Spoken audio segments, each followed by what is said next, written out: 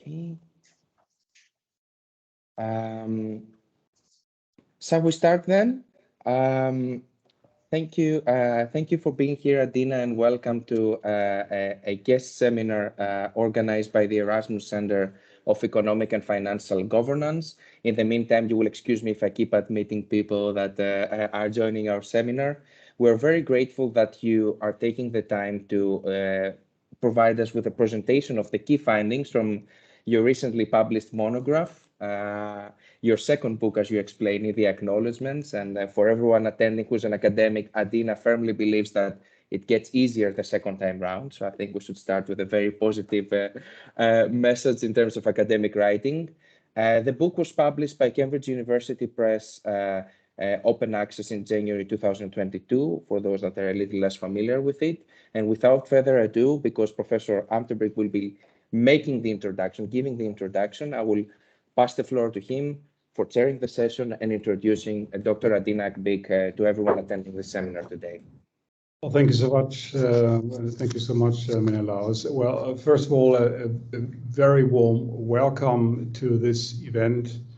It's organized by the Erasmus Center for Economic and Financial Governance, which most of you will probably know is an international multidisciplinary network that has been initiated by the Erasmus School of Law together with the Erasmus School of Economics, where we strive at contributing to current debates on issues of European and global economic and financial governance. And I can see that some of my dear colleagues that are affiliated also to this network are online. I see Professor Gotsos Christos Kalimera. I see Rosa Lastra online. Rosa, welcome.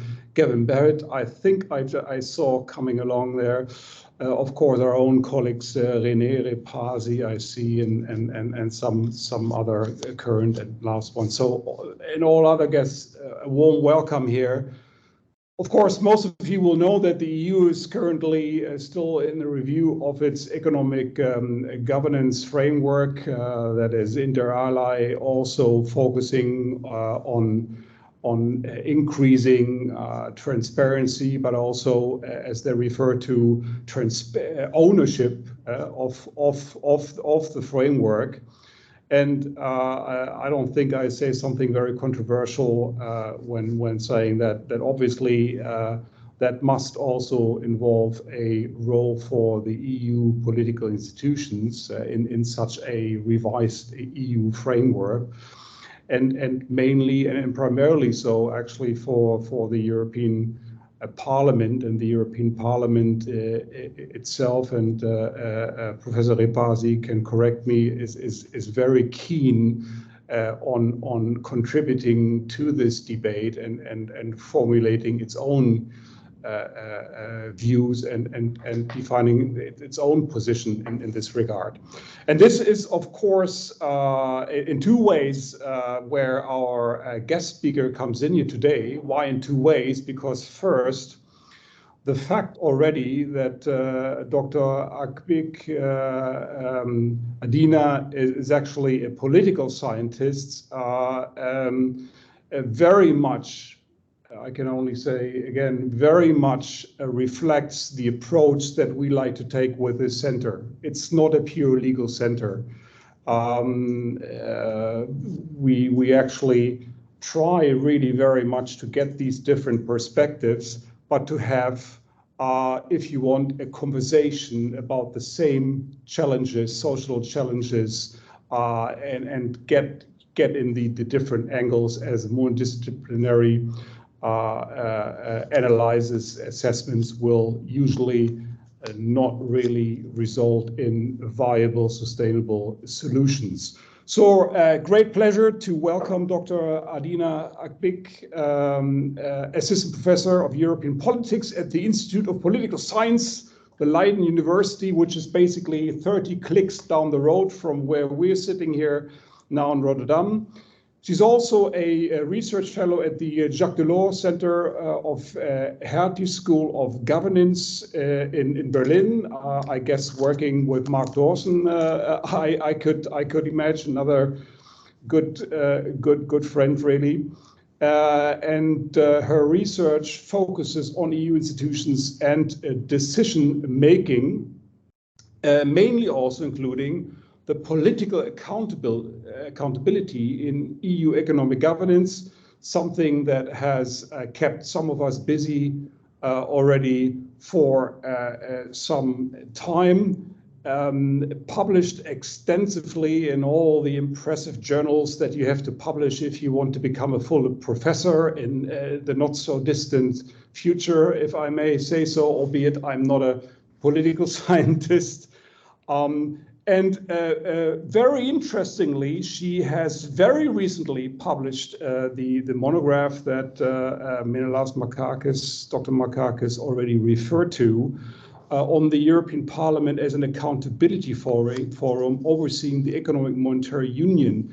And in doing so, I would like to think very much continuing a kind of like a tradition that has emerged in maybe the last 10 years or so of, if you want, ECB watchers, who, be it political scientists, be it political economists, be it lawyers, who try to make sense not only of what the legal framework or the political framework tells us, but actually also on the ground, what is actually happening in practice and how does this actually work out? And maybe also in what regards you really see a difference between what on the one side you find written in the law, if you want to, and on the other side, what actually happens in practice, and this study, this monograph, also,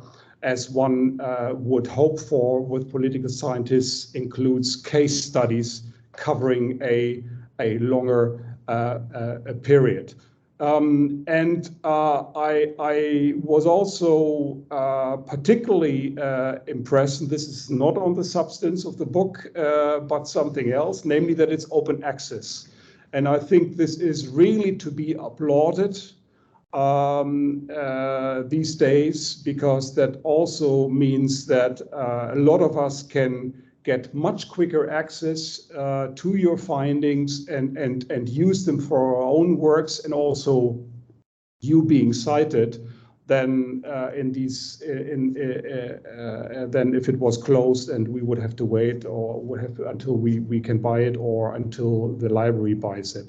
So I very much applaud that it's open access. So without further ado, Dr. Akbik, I would like to give you the floor, and after that we will open the floor for questions, comments, congratulations, and of course offer then also the opportunity to Adina to react to that. So without further ado, the floor is yours.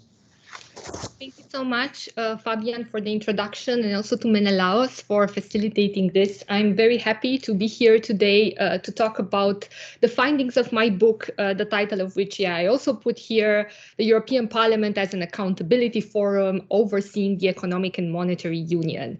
And I must say, I found it quite challenging to condense the book in a 20-minute presentation, and the way I want to go about it is to present very shortly the background, which I'm sure you're all familiar with. This is a book about the Euro crisis, and I know as researchers of the European Union, we're always catching up with what's going on, and in this sense, this book follows the pattern. It's about the Euro crisis, not about the pandemic and what's going on now with Ukraine. The research focus, as it's already mentioned also from the title, is on the European Parliament. And in order to present my main findings, I also have to give you a brief overview of the theoretical framework just to explain how I conducted the analysis. Starting with the background. Whenever I think of the euro crisis nowadays, these covers from The Economist come to mind because they very much summarize what the euro crisis was about, or what the feeling between 2010 and 2014 was at the time, especially this feeling of impending doom, that the euro is on the brink, that the euro might break up, with many meetings from the European Council trying to find solutions about what's going on. However, my presentation is not so much about the chain of events, but about the institutional reforms that have been adopted in response to the euro crisis. And the main starting point of my book is the expansion or the concentration of executive power at the EU level in response to the euro crisis. And there are several developments to mention here, but in this presentation, I will only focus on those that are relevant, or I come back again in the book.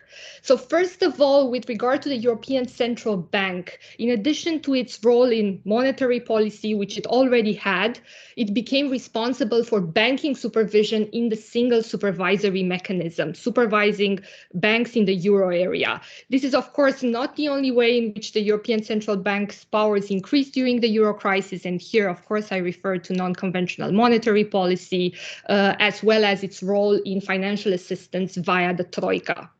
A second important institutional development has been the establishment of the European semester, the new framework for macroeconomic and fiscal coordination at the EU level, where the Council, but especially the European Commission, have been empowered in their role to monitor compliance with EU rules and provide recommendations to the member states. Third, but last but not least, the Eurogroup became active in financial assistance. Here I refer to its role as de facto board of the governance of the European Stability Mechanism. And all of this meant that we have these four bodies that I mentioned here: the European Central Bank, the European Commission, the ECOFIN Council, and the Eurogroup, which I actually distinguish because they have different roles.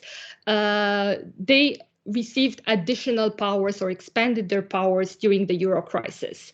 And this raised important democratic accountability implications because so some are lawyers, other political economists, other political scientists. We look at these implications in different ways, but the main idea is the same, that whenever we have an expansion of executive power, we also want to have systems of checks and balances in order to ensure that these executive actors are held accountable in various ways, whether it is politically, legally, or via institutions such as the European Court of Auditors or the European Ombudsman. As a political scientist, I focus on the European Parliament. And here, it's important to mention that before the euro crisis, the European Parliament had a limited role in the Economic and Monetary Union. Its main job focused on the monetary dialogues with the European Central Bank, which are going on since 1999. But after the euro crisis, the European Parliament gained important scrutiny powers. And I focus on those that I come back to in the book. On the one hand, the interinstitutional agreement with the European Central Bank in banking supervision, which allowed the European Parliament for the first time to have this sort of interinstitutional agreement with the ECB, which they also want to have now in monetary policy, but that's a separate discussion, where, for instance, there are a couple of instruments, from an annual report on supervisory activities to public hearings with the chair of the supervisory board, letters with questions sent to the ECB, several mechanisms through which members of the European Parliament can ask questions or can get information about what the ECB does in banking supervision. Second, we have the institutionalization of so-called economic dialogues with the European Commission, the Eurogroup, the ECOFIN Council, and individual member states. The legal basis for these dialogues is spread throughout the legislative packages known as the 2-pack and the 6-pack. And the idea of the dialogues was to, again, offer the European Parliament a chance to ask questions about the new instruments of the European semester, focusing from the excessive deficit procedure to the macroeconomic imbalances procedure, the annual growth survey, the country-specific recommendations, and so on. What is missing from the powers that the European Parliament gained during the Euro crisis is the powers of scrutiny over the European Stability Mechanism, which was created outside the EU treaties framework.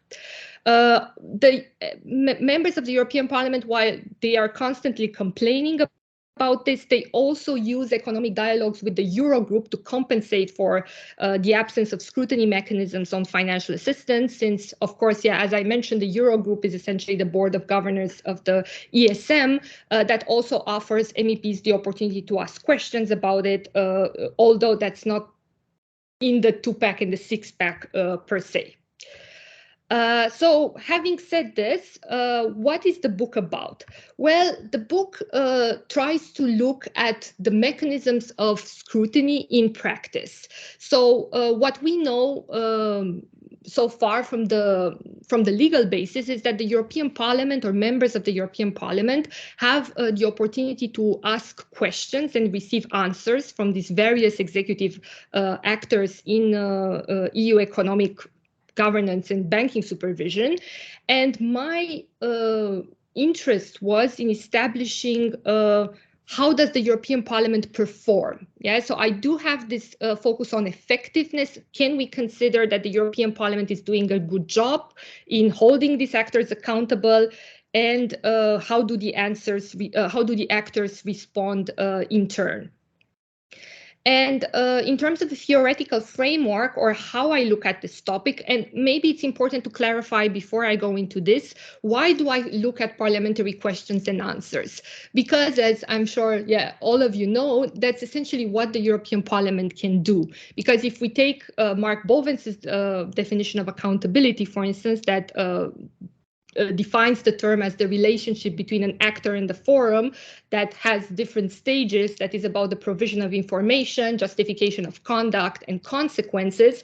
Well, the last stage of consequences that may, but it's not limited to sanction, may include sanction, but it's not limited to it, this last stage doesn't exist when it comes to the European Parliament. So since they cannot legally demand or they can ask actors to do certain things, but the actors do not have to respond to the European Parliament or be responsive in a sense of following what the European Parliament says. The main instrument the Parliament has are questions and answers. So that's why I'm focusing on this in the book. And from a theoretical perspective, I combine studies on legislative oversight, especially in the American tradition, also bringing in principal agent theory with discussions about public accountability, including Mark Bovens's definition of accountability. Now I move to the theoretical framework, where essentially what I am doing is to provide a typology of parliamentary questions and answers. And here, Mark Bovens's definition of accountability is very useful because it essentially allowed me to classify different questions depending whether members of parliaments are requesting information, what has happened, for instance, with regard to the decision on financial assistance on Cyprus or Greece, justification of conduct, why was the decision taken, request of change of decision, for instance, in the European semester, members of parliament would often say that the European semester needs to have a stronger social dimension, or request for sanctions, which, they are what they seem to be, or what they appear to be, but actually in my whole data set, I wasn't able to identify this type of question. So MEPs do not ask for sanctions. But in oversight, it is expected that this type of question or request exists. I also discovered while doing the coding for the different questions or classifying the questions that there are requests for policy views that I consider outside the scope of oversight, because essentially these are questions about ongoing legislative dossiers. So what do you think about this regulation or proposal for a regulation? And to my mind, while this is part of interinstitutional relations, it's not a form of oversight or accountability, because you're just asking for an opinion on ongoing reforms. The next part of my theoretical framework has to do with the classification of the types of answers. And in a first step, I just distinguish between between explicit replies, intermediate replies, and non-replies. So do the executive actors give a full answer? Do they answer the question completely? Do they answer part of the question? Or do they dodge the question? So evade it in some way. That's a non-reply. And finally, so I also add a last category of follow-up questions, because based on the assumption that follow-up questions suggest a higher intensity of oversight, it means that it's a topic that's important for members of parliament and they want to know more about that particular topic. The second type of categorization I do is between stronger and weaker oversight questions. So for instance, I consider requests for information and justification of conduct as weaker because they are about knowing what the executive actor does or the justification, why did they do it? Whereas stronger oversight questions are requests for change. When, for instance, MEPs say very clearly, we want to have a different direction in the European semester. We didn't like the way in which the financial assistance programs were negotiated and so on. So that's a clear sign of you want things to be different than they are. And when it comes to the substance of answers, so not whether you just answer fully or partially, I distinguish between answers in which you provide rectification. What does this mean? It means that you promise to address the problem. So if an MEP asks you to provide more information, for instance, you say, I will do this. Yeah. That's a simple example. Then you could also say, oh, if the European semester does need to become more social, that's also a way of saying, okay, I hear you and I promise to change this in the future. A second category of answers refers to justification or defense of conduct. It's when you are, for instance, asked why did this happen, you provide a justification, but you have absolutely no intention of changing what has happened. It's also the same, if somebody asks for a change of policy and you explain why this cannot happen. This is not likely, for instance, the way in which deficit rules are calculated, to give you an example. And the final category is equivocation or evasion, which essentially means that you are dodging questions. This can also be done for lack of time. So sometimes there are too many speakers in a session and there is no time to address all the questions. So I acknowledge that when it comes to equivocation or evasion, it is hard to empirically distinguish questions that are dodged intentionally, so from those that just happen not to be answered because of the way the sessions are organized. And based on these two dimensions, what I created is a 2x3 table where I describe different scenarios of legislative oversight that can actually be put on a continuum from the best case scenario, which is 1, high control responsiveness, to number 6, which is no control, and then the variants that we have in between. And I apply this framework to the case studies in the book, so to the different relationships between the European Parliament and various executive actors. And what I expect, so at the beginning of the book, what was my idea is that if we are to live in an ideal scenario, in an ideal world, actually the highest level of control should be seen in relation to the European Commission, also following this idea of principal agent theory, because the European Parliament does have a role in voting on the political commission every 5 years. And the relationship between the European Commission and the Parliament is, of course, with important caveats, the closest we get to a principal agent relationship in the EU political system. This is not the case with the European Central Bank, for instance, in both its capacities as in monetary policy and banking supervision, because the ECB is very independent. So the best case scenario in this case would be answerability, meaning that MEPs do press for change, but actually the European Central Bank responds or through justification of conduct, so not necessarily rectification. I was struggling where to put ECOFIN and Eurogroup because, of course, they have a very strange relationship. They're both legislative actors in a way, but they also have executive functions. But in no way did I see them as getting close to high control. So I also said that, yeah, if we are to live in an ideal world, answerability is the best scenario that we can get when it comes to these two actors.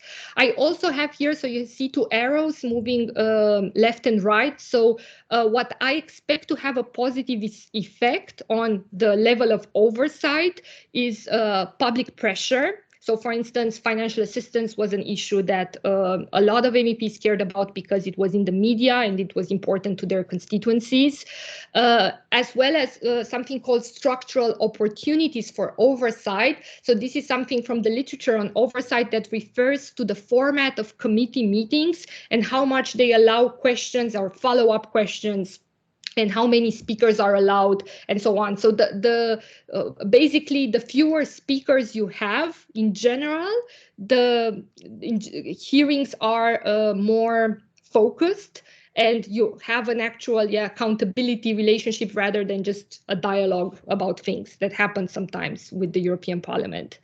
I also consider negative dimensions. For example, the fact that the European Parliament does not have a background or does not have experience with accountability as much as lawmaking. So the European Parliament has been focused for most of its existing on getting legislative powers, as well as its multi-party system, which makes it hard. Yeah, so every party needs to speak, every political group needs to take the floor, which again makes it more complicated in terms of asking questions. Yeah, because if everyone takes the floor, it's harder to have a focused hearing about something. There's also the aspect of asymmetric information that has been discussed in relation to the European Central Bank, but not only, so it applies to the Eurogroup as well, because, for instance, one issue that MEPs are always pressing for is finding out which member state said what in the negotiations on financial assistance, which is something that the Eurogroup will never share, or they will keep this as private as possible. So having said this was the main theoretical framework. I now move to the findings, and the next graphs are from the last chapter of the book where there is the case comparison. But first, I forgot to tell you about the data, which is not unimportant. So what is it that I actually looked at? So I looked in respect to the relationship with the European Central Bank in banking supervision at written letters, where I identified 337 questions and their corresponding answers, as well as 13 public hearings with the chair of the supervisory board. Then when it comes to the Commission, I also had both letters and economic dialogues, again, having in total 844 questions and their corresponding answers. With regard to the economic dialogues with the ECOFIN Council and the Eurogroup, so there are no letters from MEPs to the Council. This possibility doesn't exist, and I actually put in a request to the Council to confirm there are no letters with written questions. The only thing we have are oral questions asked during economic dialogues in the Econ committee, both with whoever is holding the presidency of the Council at the time, as well as with the Eurogroup president. What you see here from the first is that there are far more meetings with the ECOFIN presidency, because usually there are 2 dialogues per presidency, than they are with the Eurogroup president, where the Eurogroup president typically comes twice per year in the Econ committee. And if there is a scandal, maybe 3 times a year, but usually twice a year. So where are we in terms of the data or the findings? First of all, you see here a distinction between initial and follow-up questions. So what do we see or which actor gets the most follow-up questions? These were my line of inquiry here. And interestingly, it's the European Central Bank in banking supervision and the Eurogroup who get the most follow-up questions. If you look at the Commission and ECOFIN, you see that most questions are initial questions.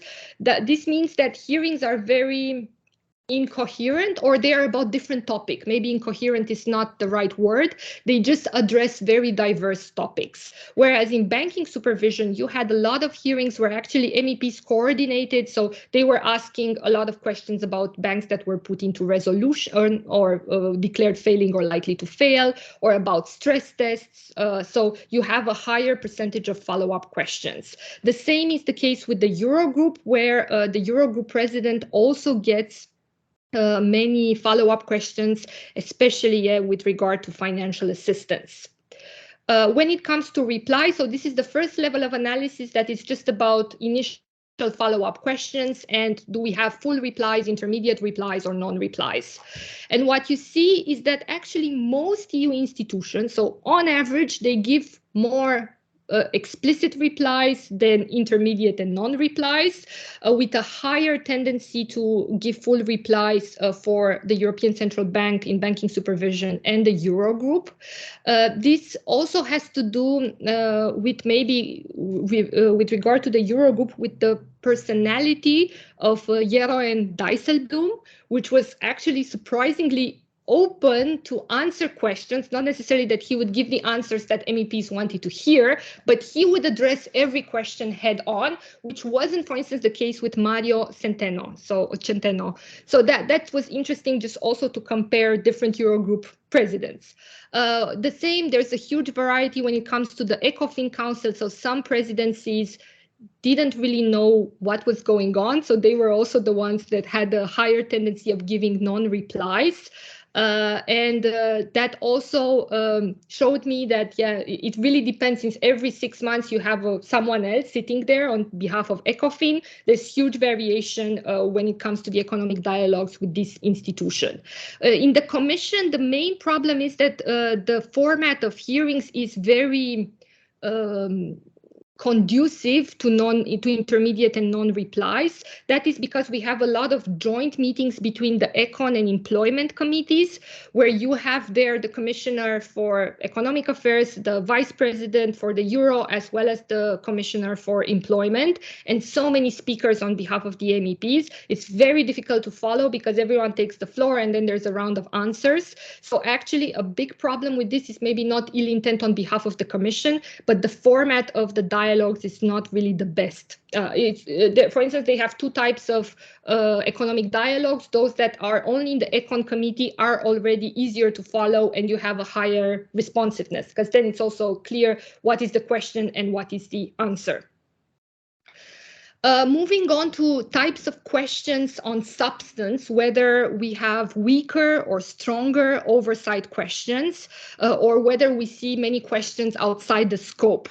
Let me start with the last category, because that's maybe interesting, because it shows that the European Parliament is not really doing its job very well as an accountability forum, since they ask, for instance, to the European Central Bank, they love asking questions about ongoing regulations having to do with the completion of the banking union or the capital markets union, and the European Central Bank likes to respond. So in that case, they do respond, but this is what I consider outside the scope of oversight. When it comes to the ECOFIN presidency, there are also many questions that are outside the scope because they are actually relevant. So they do not even relate to economic and monetary union. They are about something else. So that also shows you there that MEPs have very distinct interests, and you kind of wonder why don't they ask questions that are relevant for the person who is in the room? Maybe they're just signaling to their constituency that I care about this topic regardless of what answer I get. But maybe what's more important here is, if you look at the graph, what is striking from the beginning is the fact that the European Central Bank by far receives the most questions considered weaker oversight questions, so for information and justification of conduct, suggesting that, this has to do with the independence of the ECB and the fact that MEPs cannot know that they cannot ask the ECB to change its conduct. The only time they did this had to do with something from 2017, a so-called addendum on non-performing loans, but that was not really about the substance of the policy, but the way in which the ECB published this document. That's interesting from the get-go, that the European Central Bank doesn't really get requests for, or very few requests for, changing its conduct. This is, however, not the case with the Commission or all of the other institutions. But what's perhaps important to mention here is the difference between the Commission and the Eurogroup on the one hand, and the ECOFIN Council on the other, where the Commission gets a lot of questions on the European semester. The Eurogroup gets a lot of questions on financial assistance. So it's about their role as executive actors at the EU level, whereas the ECOFIN Council, this 35% that you see there, is actually about legislative dossiers. So it's about the role of ECOFIN as a co-legislator next to the European Parliament, where you have a lot of MEPs who are rapporteurs on legislative files, asking ECOFIN, so what's the status of negotiations on this particular file?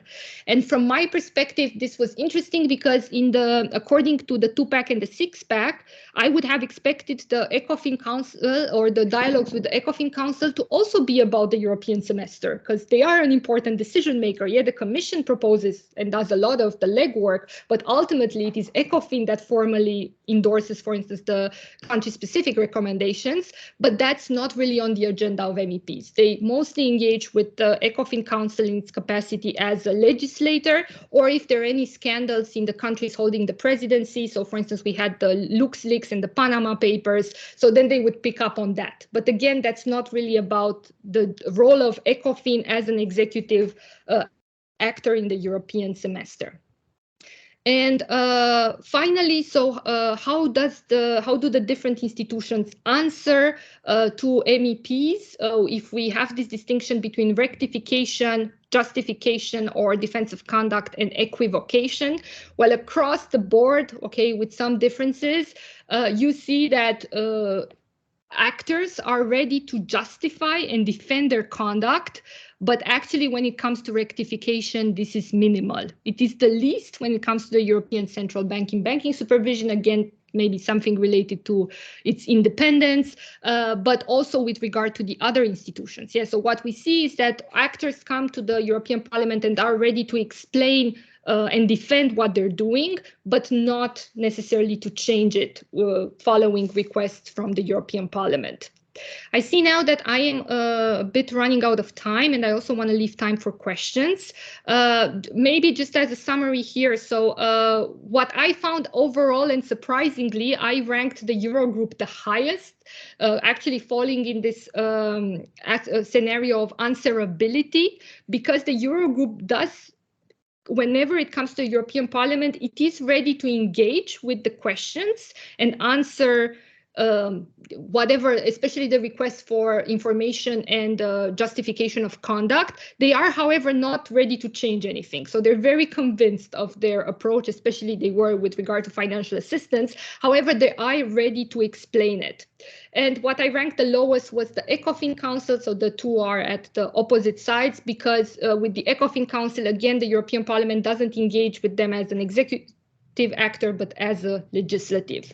And the Commission and the European Central Bank are somewhere in between, with the Commission actually getting a lot of questions on the European semester, but because of the format of hearings, not getting as many focus questions or follow-up questions, whereas the European Central Bank actually being ready to engage with MEPs, but overall also these hearings and letters are undermined by the secrecy requirements in banking supervision, meaning that a lot of MEPs ask questions about specific banks, and the ECB says, well, we cannot give information, but we can tell you generally what is the situation in this field. So to conclude, if the European Parliament were to fix all the problems that they have with regard to these accountability hearings and letters they send to different institutions, will this solve the EU's long-standing accountability deficit? Well, the short answer is no, not on its own, and it would be naive to expect that the European Parliament could on its own solve the EU's accountability deficit or legitimacy deficit. Only in combination with other types of accountability, especially through courts at the national and EU level, but also through national parliaments, can we have a system that actually ensures accountability from different perspectives and at multiple levels. However, this is not to discard the importance or the influence the European Parliament can have, because what they can do is actually bring attention to various issues, request transparency and justification of conduct from EU institutions, and also bring in political consideration in a more transnational way. So many questions are about national constituencies, but they also raise transnational issues, whereas you don't necessarily have this in national parliaments by comparison. Thank you so much. I will stop here. And indeed, this book is the result of my work at the Hertie School together with Mark Dawson. Thank you so much, Adina. I hope you can hear me well.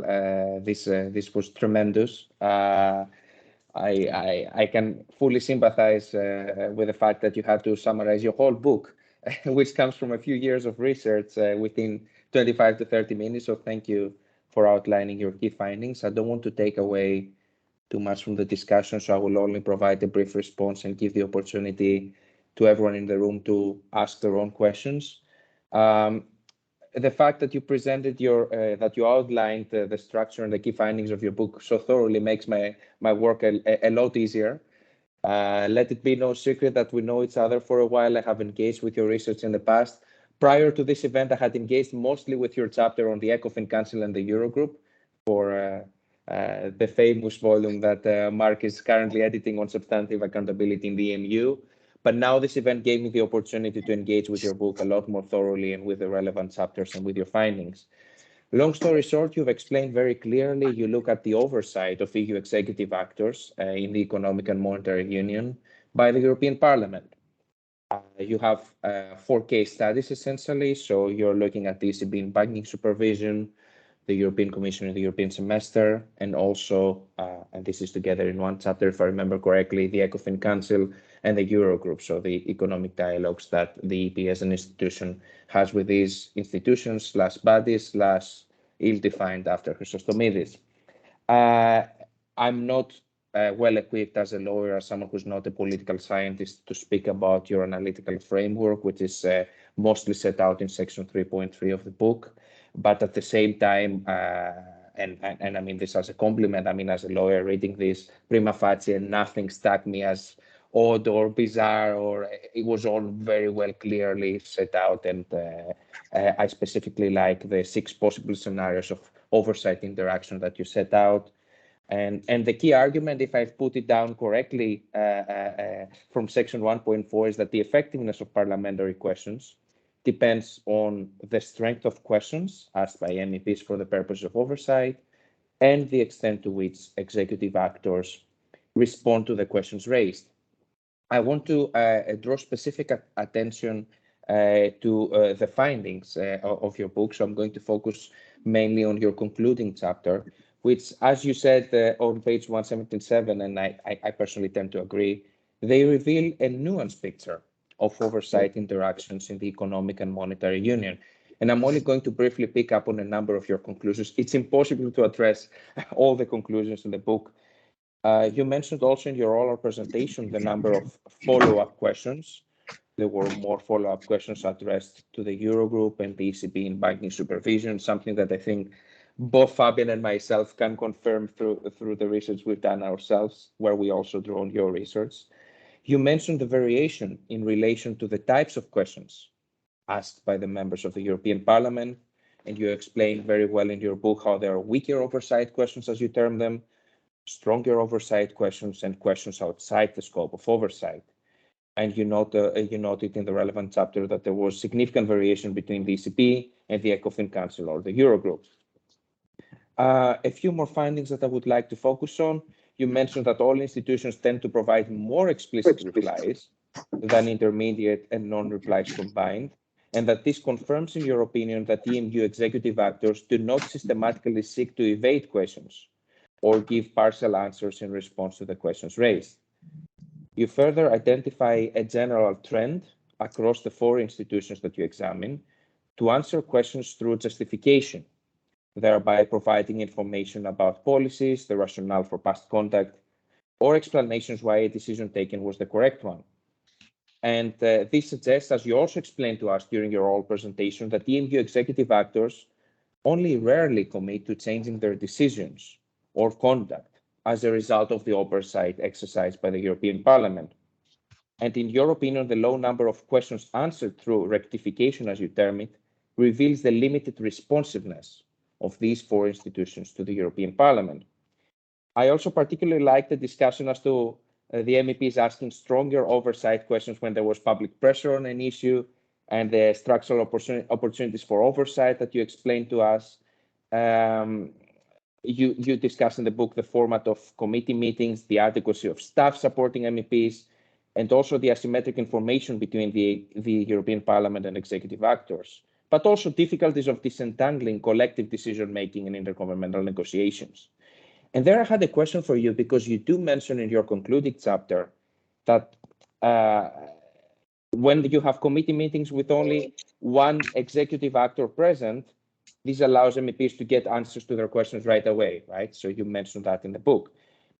On the other hand, something that I've noticed on my own research, and I don't know, maybe you disagree or maybe you want to say something on this, when the police patrols take place in isolation, that can also be problematic. So sometimes they're having a meeting with the ECB in banking supervision, so Danielle Nui is there, and a question emerges that also concerns the SRM.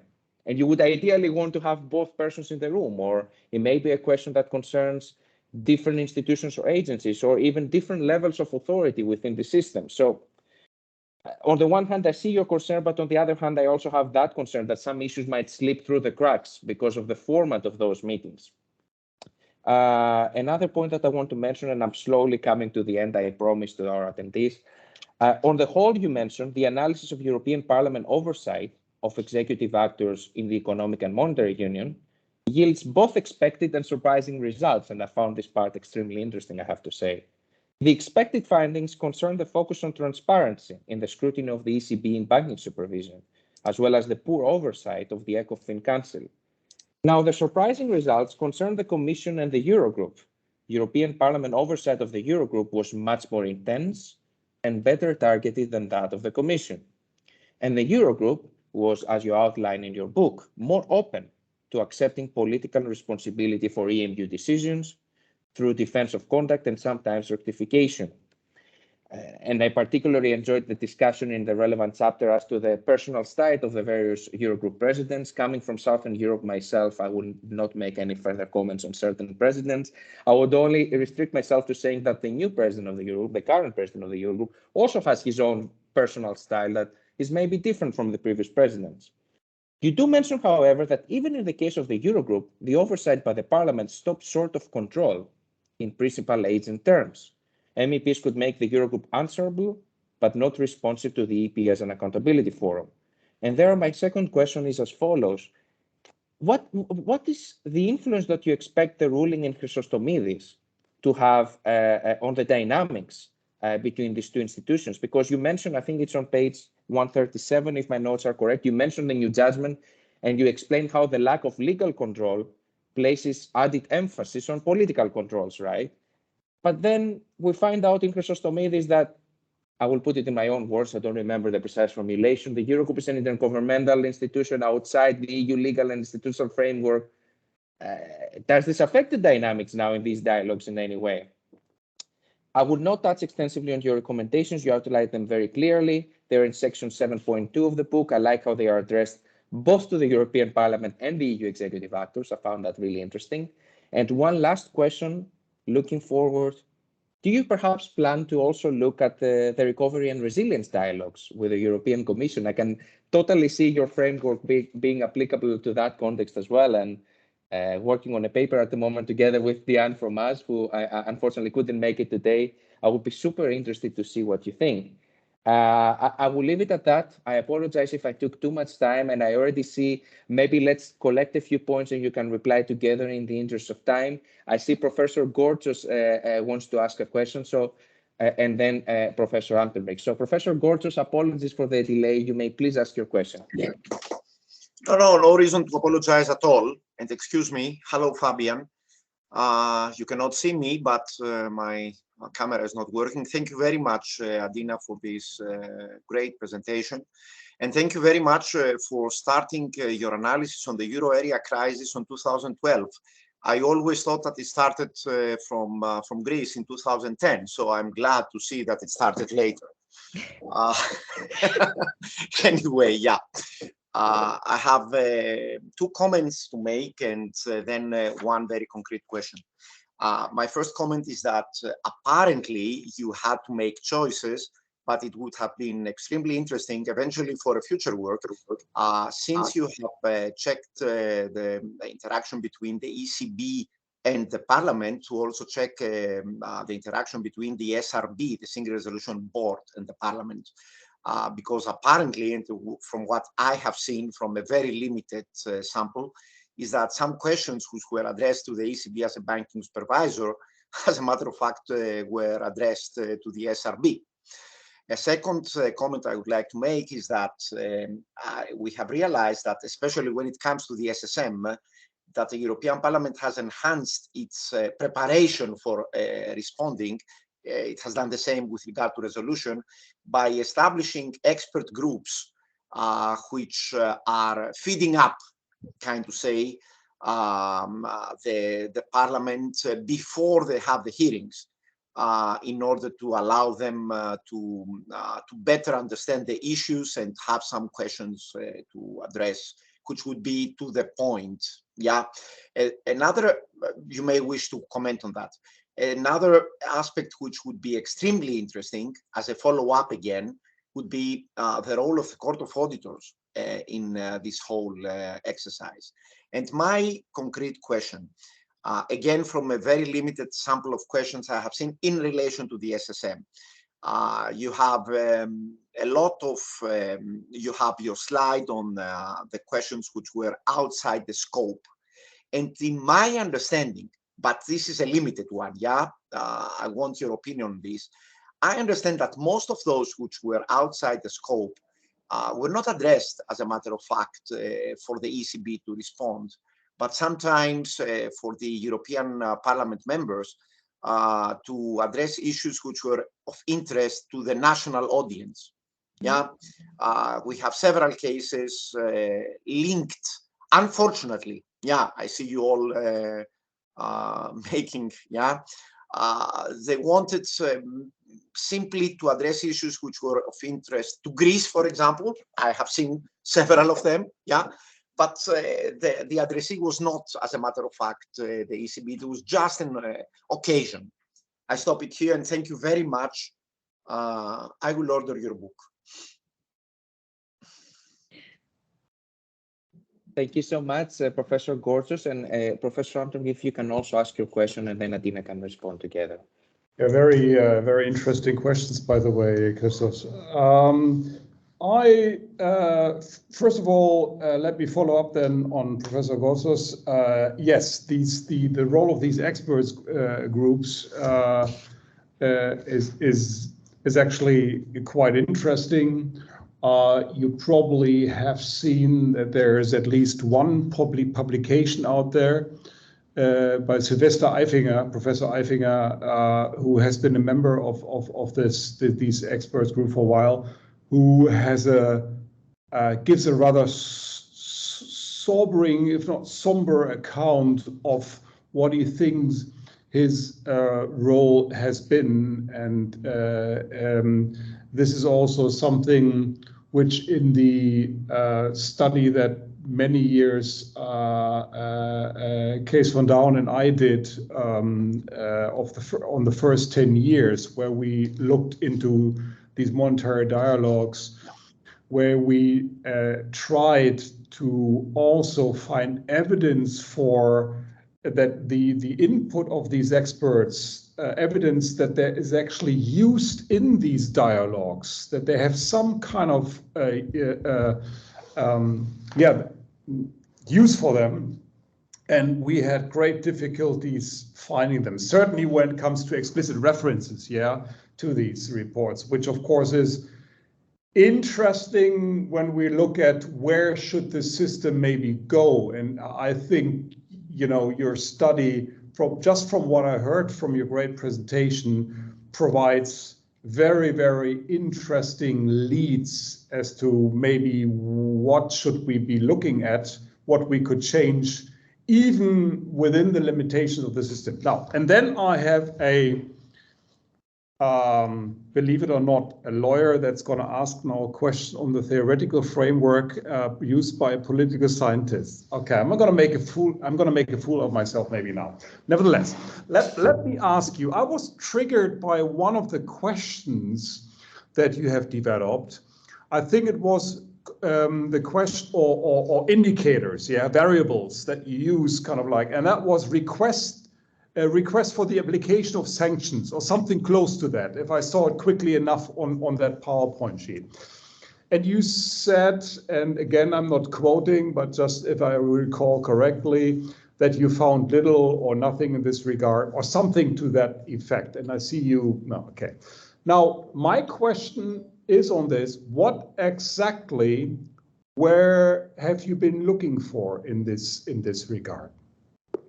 And the reason why I'm asking this is, let me ask differently. What would you have considered to be rather than a 0, a 1 when it comes to requests for the application of sanctions? So, for example, if an MEP calls for an amendment of the ECB objective, something, now that's from the monetary dialogue, but you could think of maybe something similar for the SSM, for example. Would you have considered this kind of like, in my reading, you could implicitly consider this to be as a kind of like a call to sanction them. They're like, well, look, I think we should change basically the legal basis, if you want. I mean, leaving aside now what that would take and whether that's possible given the constitutional structure of it. But or is that not something that you would have considered? Because I'd be quite interested to know. Thank you very much. Thank you so much, Professor Amtenbrink. And as if Adina's life was not already difficult enough in responding to these questions, I would please like to mention 2 questions in our chat from members of our department. So Adina, you have to understand, I also have to convey this to you.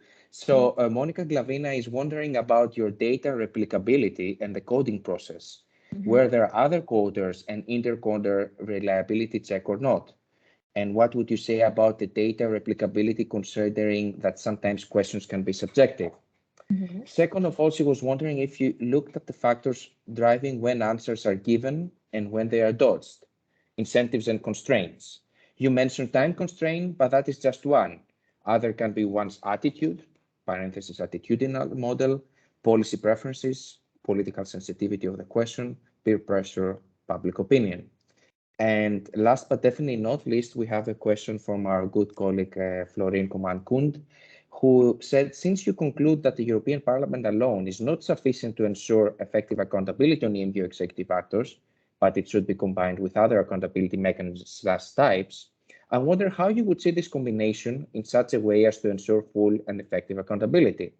Would, for instance, hybrid parliamentary mechanisms, like the Joint Parliamentary Supervisory Body in the case of Europol, be a solution that could be extended and fine-tuned in the EMU context? And I think this goes a little bit also to my question, whether perhaps sometimes you can have this type of hybrid parliamentary mechanisms or interparliamentary meetings if you wish.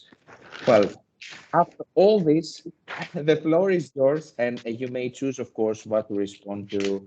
I think we can all agree we can stay for an extra 5 minutes so that Adina can properly respond to the questions asked.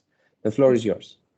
Yeah, first of all, thank you so much for the comments, Menelaos, and also for the questions from everyone. I'll just try to go through them one by one. So first, with regard to your point that actually it would be better for so for instance, to have ECB on monetary policy, banking supervision, and maybe the SRB also in one hearing, I think that would be very interesting. But the way I would see it, because I agree with you 100% that these things are interrelated, and also sometimes questions, they say it's for banking supervision and they say the monetary arm should reply, but it's not so straightforward. So I think you are totally right. And maybe if especially when it comes to banking supervision or when a bank is put into resolution, they could have something like a joint hearing with these different representatives of the institutions, because indeed that would be very important.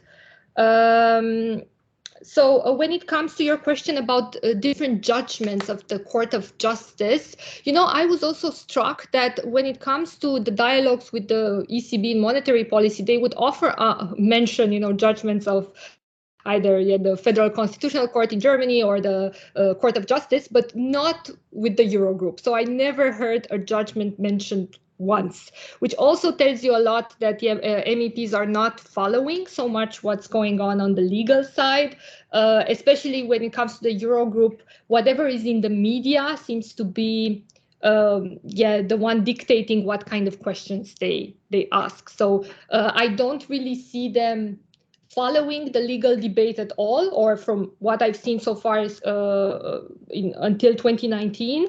Maybe this will change in the future, but I don't know. I don't have plans to look at the RRF. Actually, right now I'm looking at the dialogue or the hearings in banking supervision from this parliamentary term and comparing them to the ones before, and I already see some differences. So maybe that's something that I will do afterwards, because I agree it would be a very interesting topic. So thank you for the comments. Moving on, so I didn't mean to say that the crisis started in 2012, just that this dialogue started in 2012, because first the two-pack had to be adopted and then they started the dialogue. So I apologize if it came across like that. So I just, that's the starting point, because it's related to the six-pack, not the two-pack, sorry. And what about the SRB? So I do not cover this in my data, but I acknowledge there are many questions to Daniel Nuyi. There were many questions that should have gone to the chair of the resolution board. So there is definitely this intertwine between them, and maybe, as Menelaos said, it would make more sense, especially when a bank is declared failing or likely to fail, that they have these hearings together, SSM and SRM at the same time. Then regarding, so it's a question on the expert groups and the role of these input briefings that are done before hearings. I agree 100% with you that they are not being picked up in the hearings. And one wonders about their usefulness. And actually, because in the last couple of months, I've been having interviews with members of the European Parliament and asking them what they think about the effectiveness of the hearings and what they would like to have on this front. And actually, they say there is too much information from their perspective, because they do not have the capacity to sit through it. And what they would prefer is actually to have, at least in banking supervision, a body that is similar to the European Court of Auditors, that writes reports once in a while and brings to them scandalous issues or issues where they can pick up on, because that from their perspective is easier to digest. So a report from the European Court of Auditors, they would actually often follow up on that. But when they don't have something similar in banking supervision, and they think that could be useful. So they would actually, a couple of them said they would support the creation of such a financial supervisory board, something like this. Then with regard to questions outside the scope that are related to Greece. So I think that is valid for all the dialogues or all the types of interactions I analyzed. And I don't have an answer for it other than, yeah, this is my personal impression, is that sometimes MEPs ask questions because they want also, you know, the video, then it's put on their Twitter account and they publicize this in their constituency. So it's not so important what answer they get, but they want to have it as a political statement that is done on behalf of their constituency. So yeah, I'm not sure, because they're also, yeah, political animals. They want to signal something to their constituency. And from our perspective, this is not necessarily effective, or does it make sense for oversight? It doesn't, but yeah, they play to different audiences, so to say.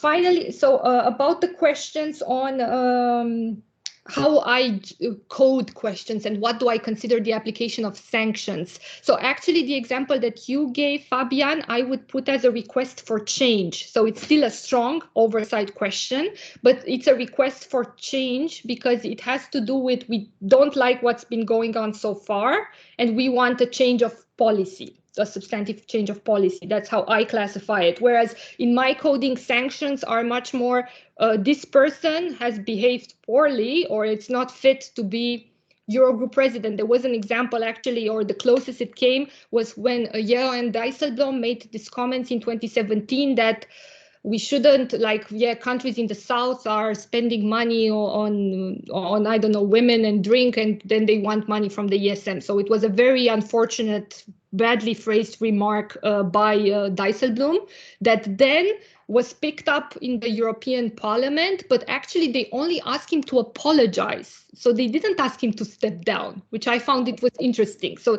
this was the furthest they went in respect to sanction. Can I come in on this? Yeah. Be totally rude, because, but are you then not asking a question, the answer to which you know up front? In the sense that, I mean, also MEPs know there is no sanction. The sanction doesn't exist. Mm-hmm. So this is why I was thinking, well, yeah, so yeah, basically, what could they threaten with? Nothing. Mm-hmm. Or what concrete sanctions could they apply? So yeah. Yeah, I think this has to do much more with how oversight is perceived at the national level, where you can actually ask a minister to step down, or yeah, the president of an institution, where we don't really find this at the European Parliament, which I found it's an interesting finding in itself. But as you say, yeah, MEPs also know they can't ask for this, although potentially, yeah, they could, but so far I haven't really encountered it in the data set. Let me also ask the questions about data replicability. So for the first case study on banking supervision, when I started the project, I did have a second coder, a research assistant, and we did this in parallel. And in the article I have in the European Journal of Political Research, you can find there this inter-coder reliability checks. So I do have them there. For the other chapters, I didn't have a research assistant anymore. That was a question of personnel problem. But however, I do think so. I used exactly the same coding scheme. And I agree, and I acknowledge this, that of course, some interpretations can be subjective. On your second question, so apart from the time constraints, I do not include other variables. So you mentioned, yeah, different policy preferences, public opinion, and so on. I do not have information about it. So it's just about the format of hearings. And finally, on the question about a hybrid parliamentary system, like the one that is for Europol, I'm not so sure, because I haven't followed that debate closely, but what I know from Valentin Kreilinger, who works on this closely, he always says that actually they don't do much, this interparliamentary group, but maybe I'm wrong. That was the information I have is also a bit dated. So I am not sure that would be the solution. I think actually what MEPs are suggesting at the moment, having a form of like a financial supervision council or sort of auditor that follows in a sort of police patrol oversight what the ECB is doing or what the other institutions are doing, and then they just feed reports that are much more about, okay, summary of activity to the European Parliament that they can then pick up on as fire alarm oversight. I think that would work better. That's at least my impression. Thank you, Adina, for going above and beyond and actually replying to each and every question that was asked to you. I think we've kept both you and our participants long enough for today. We thank everyone for their patience and for staying a little longer. I am first of all going to stop the recording.